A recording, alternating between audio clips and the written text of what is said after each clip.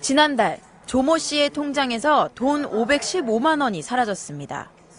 출금할 때 추가 인증을 거쳐야 하는 유료 서비스까지 가입해놨지만 돈이 빠져나가는 걸 전혀 몰랐습니다. 되는 돈이 이 통장에서 이미 다 사라진 거죠. 그래서 11월 4일, 5일, 6일 날 이 3일 동안 4차례에 걸쳐서 이미 돈은 다 인출이 됐고요. 회사원 이모 씨. 새벽 시간에 누군가 텔레뱅킹을 통해 월급 통장에 있던 500여만 원을 전부 빼갔습니다. 인터넷이나 모바일 뱅킹만 사용해온 이 씨는 텔레뱅킹을 안 쓴 지 1년이 넘었습니다. 잔액이 없다는 거예요. 장난이겠지. 소름이 진짜 확 끼치더라고요. 잔고 찍어봤더니 5,000원? 너무 충격받아가지고. 지난 5월 외국에서 일하는 이모 씨의 증권사 통장에서도 인터넷 뱅킹으로 300만 원이 감쪽같이 빠져나갔습니다. 돈을 빼간 사람은 이 씨가 가지고 있던 주식까지 팔았고 그걸 담보로 1,000만 원 넘게 대출까지 받아갔습니다.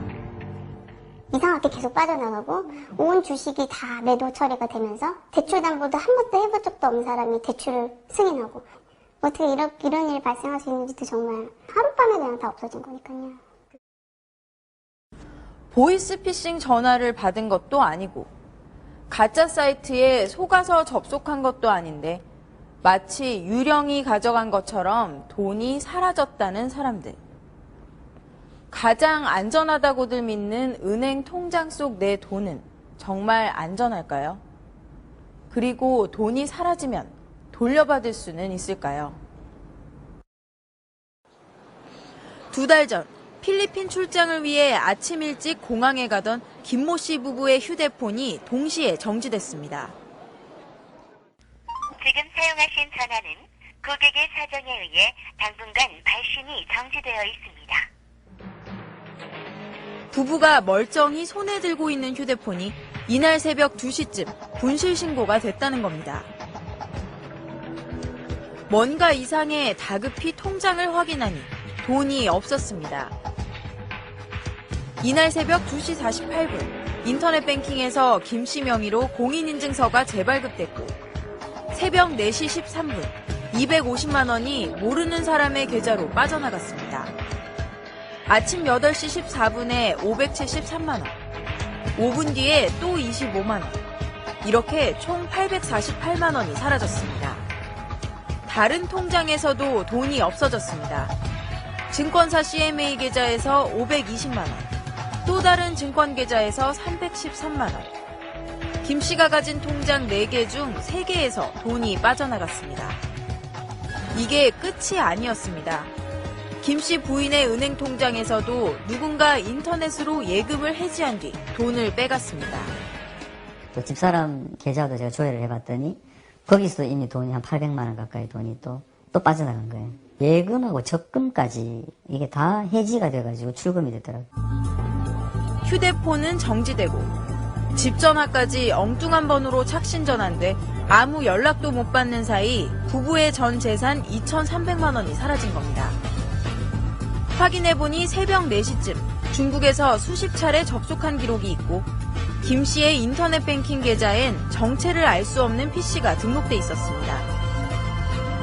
은행에 물어봐도 모른다는 답변만 돌아왔습니다. 중국에 관련된 거 전화번호도 마찬가지고 그래서 못 찾아요. 통장도 마찬가지여서 백부 통장으로 거래를 하기 때문에 김 씨가 마음에 걸리는 건 하나. 인터넷 뱅킹 때 쓰는 보안카드 번호를 문서로 기록해 암호를 걸어놓고 컴퓨터에 보관해왔는데 은행은 이게 바로 김 씨의 잘못이라고 했습니다. 은행 쪽에서는 왜 OTP를 안 썼습니까? 그리고 왜 컴퓨터 안에 그걸 저장해놨습니까? 제가 잘못한 부분, 실수한 부분들이 있기 때문에 은행적 책임이 아니라 전적으로 제 개인의 책임이다. 그랬다면 적극적으로 은행 쪽에서 이런 OTP를 의무적으로 쓸 수 있도록 이걸 갖다 당연히 했었어야죠. 경찰이 조사 중이지만 이런 경우 컴퓨터가 악성 코드에 감염돼 해킹됐을 가능성이 큽니다. 어떻게 개인 PC에 있는 자료가 빠져나간 걸까? 악성 코드를 심으면 김 씨처럼 문서에 암호를 걸어놔도 입력하는 순간 실시간으로 해커 컴퓨터에 나타납니다. 내 PC 화면을 해커가 그대로 들여다볼 수도 있고 원격 조정에 공인인증서를 복사하는 것도 가능합니다. 스마트폰 해킹은 더 간단합니다. 보안카드를 촬영한 사진을 단 몇 분 만에 해커 컴퓨터로 가져올 수 있습니다. 개인정보가 이미 유출된 상태에서 PC나 휴대폰 중 하나라도 악성 코드에 감염되면 아주 간단하게 돈을 빼낼 수 있는 겁니다. 사진 빼내는 건 보여드렸지만 이보다 더한 행위도 할 수 있습니다. 그걸로는 소액 결제 등이 일어날 수도 있고 악성 코드가 설치된다면은 PC에서 할 수 있는 모든 걸 할 수 있기 때문에 사용자가 자기가 PC를 사용하는 것과 비슷하다고 보시면 됩니다. 나도 모르게 개인정보가 유출되거나 내 PC가 악성 코드에 감염되는 건 누구에게나 일어날 수 있는 일입니다. 그리고 이런 보안카드를 어딘가에 저장해 놓는 것도 생각보다 많은 사람들이 하는 실수입니다. 그런데 그 실수란 게 전 재산을 잃어도 아무 말도 못할 만큼 엄청난 잘못일까요? 우리나라에선 그렇습니다. 거의 모든 책임과 피해를 고객이 떠안게 됩니다. 2년 전 박모 씨 부부의 통장에서 2억 원 가까이 사라졌습니다. 누군가 인터넷 뱅킹으로 저축은행 5곳에 있던 예금을 전부 해지하고 돈을 빼간 겁니다. 한 번에 적게는 60만 원, 많게는 299만 원씩 불과 몇 시간 동안 무려 82번에 걸쳐 돈이 빠져나갔습니다. 통장 잔고를 확인하는 순간에도 다른 통장에서 돈이 나가고 있었습니다. 전화를 순차적으로 걸어야 되잖아요. 동시다발로 먹고. 이거 거는데 이쪽에서 빠져나가고 있었던 거예요. 박씨 통장에서 1억 3천만 원, 아내 통장에서는 6,900만 원이 사라졌습니다. 그 과정에서 은행 한 곳을 제외하고는 아무런 연락도 받지 못했습니다. 중도해지거든요. 한 사람이 중도해지를 한 3, 4개 이상하잖아요. 누가 봐도. 미친 사람 아니면 은행 다 이자 포기해가면서 그거 했고 1,000만 원 해지해서 299만 원, 299만 원, 299만 원 이렇게 해지를 해가는데도 아무런 노티스를 못 받았어요. 그러나 5개 은행 중 단 한 곳만이 보험사를 통해 예금의 75%를 돌려줬고 나머지 은행들은 돈을 줄 수 없다고 했습니다. 은행이 해킹당한 게 아닌 이상 부부가 뭔가 잘못했으니 사고가 났을 거라는 겁니다. 자꾸 보험 사장님이 파고들어요. 두 분이 뭘 잘못한 거다. 뭐 두 분이 개인정보를 동시에 유출한 거다. 당연히 개인 잘못이다라고 이렇게 몰아갔어요. 돈은 나갈 수 있는 방법이 없어요. 왜냐하면 저한테 강제로 두드러 패가지고 뺏어갈 수 있는 방법이 얘는 없다고요.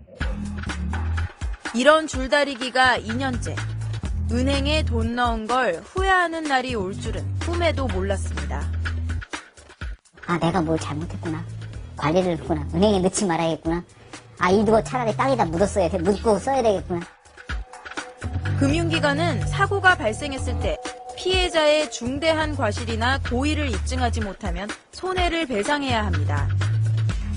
문제는 보이스피싱이든 해킹이든 범죄에 당하면 그것 모두 고객의 중대한 과실이고 금융기관은 책임이 없다는 식으로 나오는 경우가 대부분이라는 겁니다.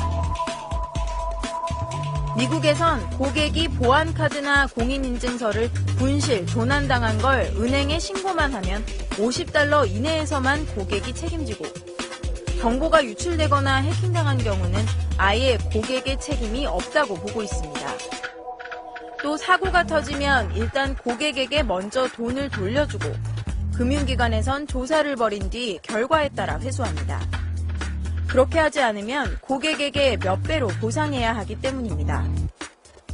만약에 열흘 안에 돈을 재입금을 안 시켰다 했을 경우는 3배 징벌적 손해배상을 매긴다고 해놨어요.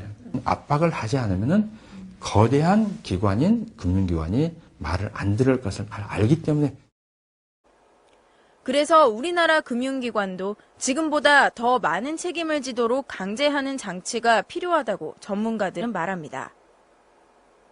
전자금융을 우리나라처럼 많은 액수에 광범위하게 쓰는 데가 없죠. 인터넷 뱅킹을 하면 은행들은 이득입니다. 그럼 안전한 시스템을 보급할 의무가 있는데 우리나라는 사실은 고객에게 너무 많은 과실의 책임을 지우고 있는 좀 그런 상황입니다.